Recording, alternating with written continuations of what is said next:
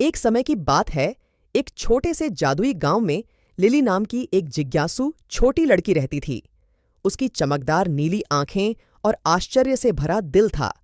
एक धूप भरी दोपहर में जब वह रहस्यमय जंगल में जा रही थी, तो अचानक उसकी नज़र एक साफ स्थान पर पड़ी, जहां जीवंत नारंगी धारियों वाला एक राजसी बाघ आराम कर रहा था। उसे आश्चर्य हुआ कि बाघ भयंकर नहीं था, बल्कि कोमल और बुद्धिमान था।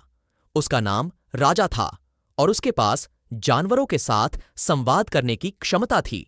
जैसे जैसे उन्होंने एक साथ समय बिताया, उनके बीच एक गहरी और जादुई दोस्ती पनप गई। लिली और राजा अविश्वसनीय रोमांच पर निकले, जंगल के छिपे हुए कोनों की खोज की और काल्पनिक प्राणियों से मुलाकात की।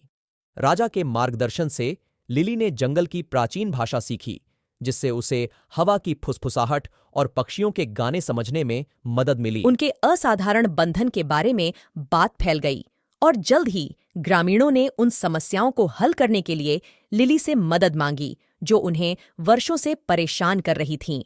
राजा के साथ वे गांव के लिए आशा की किरण बन गए और मनुष्यों और जानवरों दोनों को सद्भाव में एकजुट किया। जैसे जैसे मौसम बदलते गए और साल बीतते गए, लिली और राजा की किंवदंती बढ़ती गई, जो दोस्ती की शक्ति और अप्रत्याशित कनेक्शन के भीतर मौजूद जादू के प्रमाण के रूप में युगों तक गूंजती रही।